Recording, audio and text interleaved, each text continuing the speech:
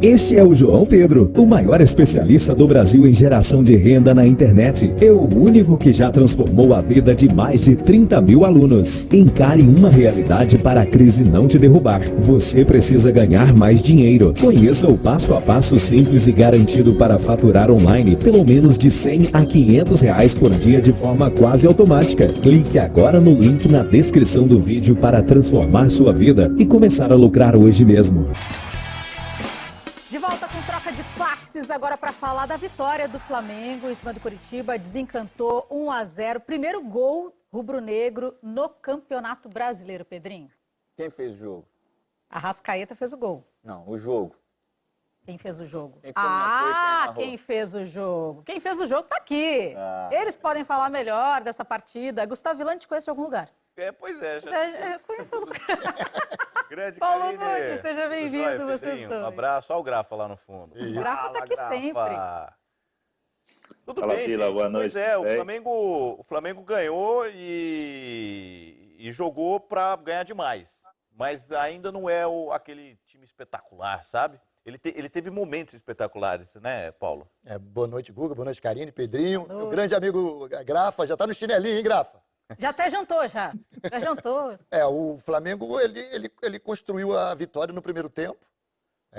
Ditou o ritmo, apesar do Coritiba começar melhor, né, na partida. O Flamengo com as suas linhas muito, muito baixas, mas controlou o jogo. O Flamengo está muito longe de ser o Flamengo. Mas quando ele quis jogar, quando ele quis ir para cima do Coritiba, ele conseguiu fácil isso. Com construção de jogo, com movimentação. O Gabigol se movimentou muito, né? A mobilidade que se tinha perdido nos jogos anteriores. Nesse jogo, especialmente, o Gabigol melhorou muito. Bruno Henrique ainda achei ele meio preso, muito lá no lado esquerdo, né? Saindo um pouco por dentro. E a capacidade que tem, né? Quando você tem o Everton Ribeiro e o Arrascaeta, mesmo eles não estão no seu melhor, a criatividade que eles têm é impressionante. Como eles acham espaço em curto período de campo, assim. Mas o Gabigol, ele foi pro campo sem marcar 6 partidas e continua assim, nessa seca, nesse jejum. Aliás, Karine, é o maior jejum dele pelo Flamengo. Olha a chance que ele teve e o Wilson conseguiu dar um tapa com a mão esquerda. Ó. Essa foi a grande chance do Gabigol. O Wilson salvou. Grande defesa, inclusive. Mas é um período difícil, né? Porque de jejum a gente não está acostumado a vê-lo tanto tempo sem fazer um gol.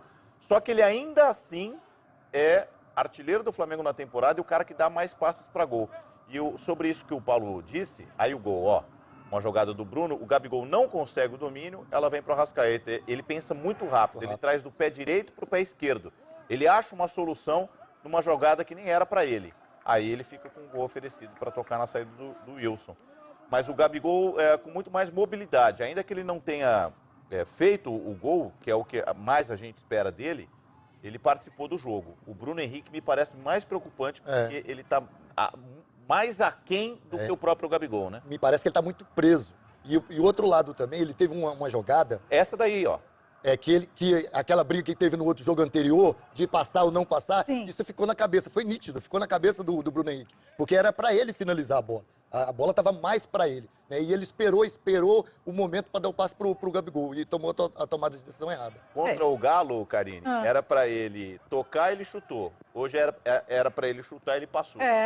Também deve ter, enfim, como o Paulo falou, pode ter ficado na cabeça dele, tanto que ele foi às redes sociais para se desculpar, tudo. Então, dessa vez ele quis passar, mas como você falou, realmente era Naquele melhor ter lance tocado do direto. Galo, Guga e Paulo, na hora que ele chuta na trave, eu acho que ele não deveria ter tocado. Ele deveria ter tocado no primeiro lance, que a bola cai no pé esquerdo dele. Ali ele tinha que ter dado de primeira. Exato. Aí esse primeiro lance ele dá uma ajeitadinha pro fundo com o pé esquerdo. Ali já não dava mais para dar pro Gabigol, porque o zagueiro já tinha entrado. Então nessa primeira ajeitada, se ele dá, ele acha o Gabigol. E ali foi o que o Paulo falou, que você falou, Guga. Ele ficou com aquilo na cabeça, era para ele ter chutado, ele quis tocar. Olha isso aí, gente. O Coritiba já jogava com um a menos, o René Júnior foi expulso. E num bate-rebate, ela pega no Sassai e dá no pé da trave. Já era 27 minutos do segundo tempo. O Coritiba quase consegue pontuar. Com muito menos volume de jogo, muito menos finalização.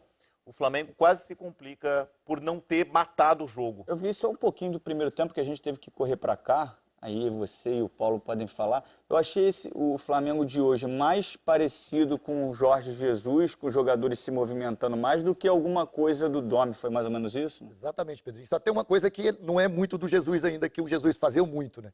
Que é aquela pós-perda de bola na frente, é aquela pressão. O Flamengo não consegue fazer mais essa pressão. Não sei se é o ritmo, os jogadores não estão condicionados fisicamente, mas quando eles tentam, eles são facilmente ultrapassados, né? Essa linha é quebrada, a primeira linha, então ele recua. Então eu acho que o Flamengo ainda está meio que espaçado, né? O Arão, mas o Gerson está muito lá atrás dos jogadores da linha de frente. E a zaga também. Então, assim, tem um espaço ali nesse time do Flamengo que não tinha com o Jorge Jesus. Mas é lógico que com o ritmo de jogo, acho que com a capacidade que tem a leitura de jogo desses jogadores, pode voltar a ter. Mas a questão do jogo de hoje, a mobilidade, especialmente no primeiro tempo, a mobilidade que teve o time, você tirando um pouco ali o Bruno Henrique, repito, que ele poderia ter saído mais do lado esquerdo, mas Everton Ribeiro, Arrascaeta, o próprio Gerson, dando construção de jogo, deu essa mobilidade ao Flamengo. Porque se falou muito, né, Karine, do jogo posicional do Domi, e a gente não viu isso, né, Guga? Sim, No jogo sim. posicional hoje. A gente viu jogadores de muita mobilidade, se mexendo, sem posição fixa. O Gabriel muito mais próximo daquele time do Jesus, caindo pela direita, pela esquerda, pelo centro, finalizando ele fora da área. Ele é um cara de movimentação, então nem que posicione ele, eu não acredito que o instinto dele seja esse de ficar...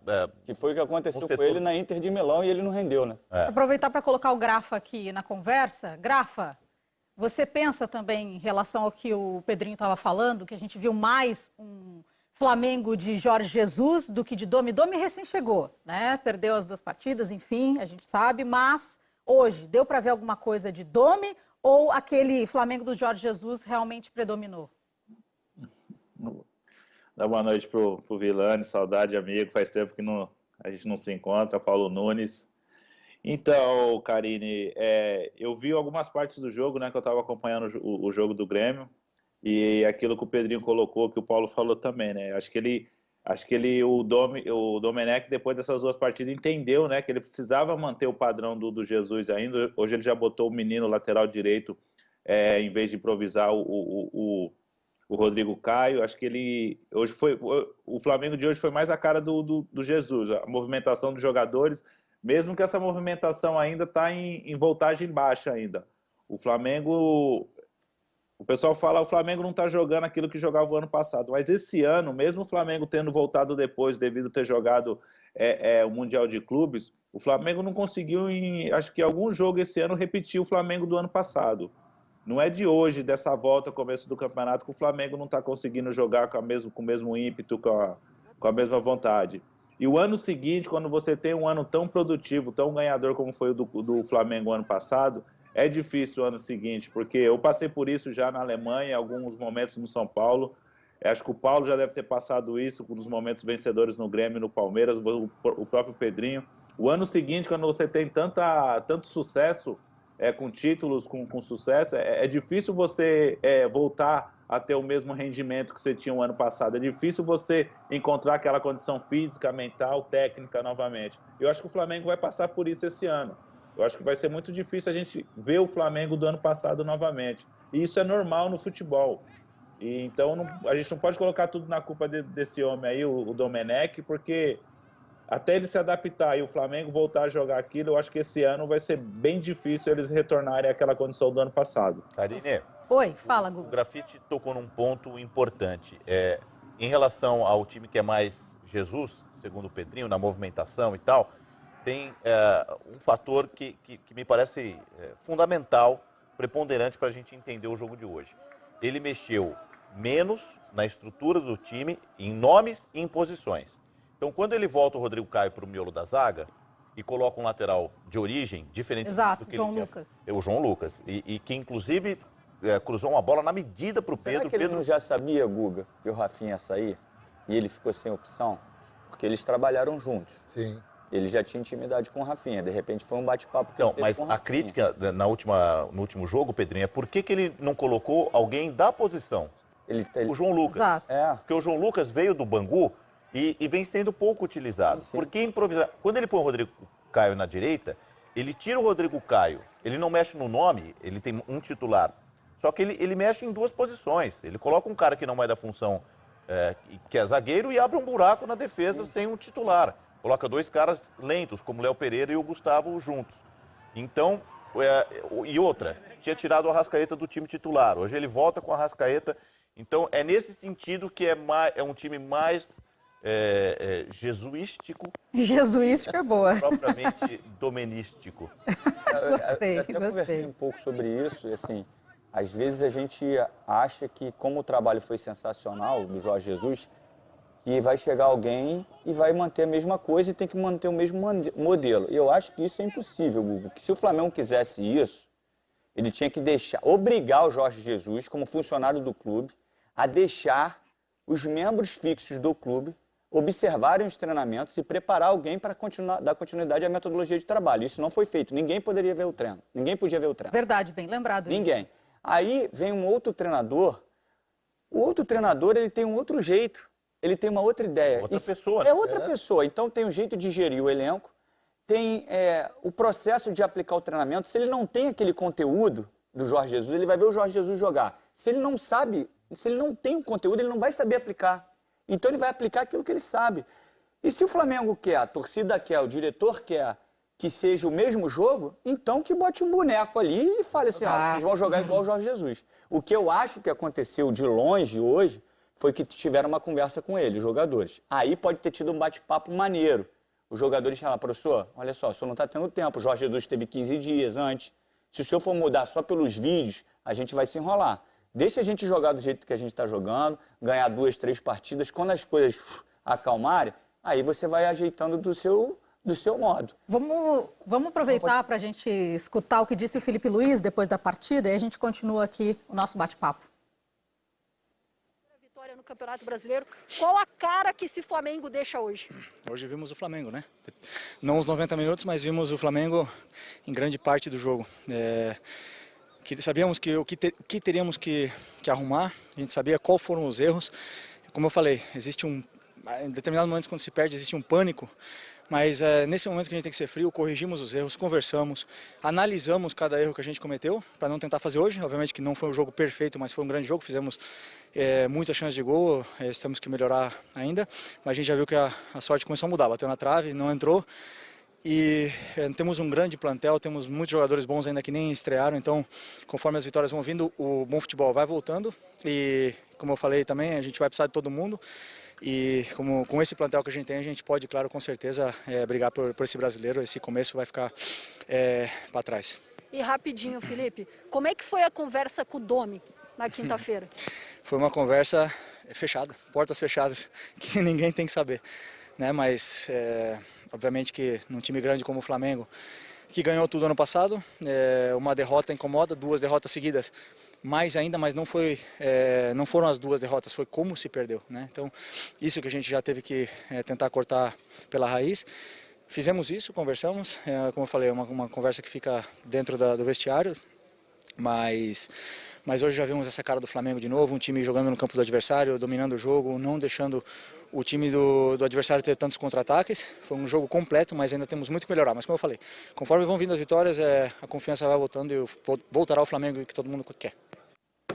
Assim espera o torcedor. Na hashtag Troca de Passes, por exemplo, o César Castro colocou: o Flamengo venceu um adversário muito fraco, que vai brigar contra o rebaixamento. Na minha opinião, hoje o Flamengo não fez mais que a obrigação que era ganhar o jogo e somar 3 pontos.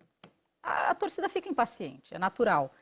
Mas, é como a gente estava falando antes, naquele bate-papo, precisa também dar tempo para o técnico desenvolver o seu trabalho, o seu método. Ele ainda, como a gente viu agora, está com esse lance jesuístico, né? Voltou para o esquema jesuístico, teve o resultado, mas é óbvio que ele vai também dar personalidade daqui para frente. Inclusive, bom, a gente tem que continuar falando do jogo, mas depois a gente vai falar também em relação à saída do Rafinha e, quem sabe, a provável vinda do Guga, do Atlético Mineiro. E o Isla, né? O Isla está muito próximo, 2 anos e meio de contrato.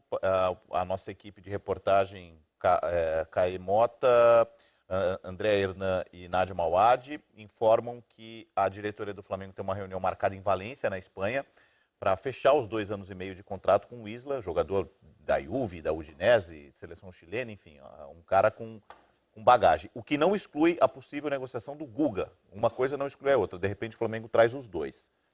Até porque perdeu o Rafinha e deu o sentimento de que não tinha nenhum, né? Recorrendo ao João Lucas, que ainda não parece ter o lastro para ser titular do Flamengo.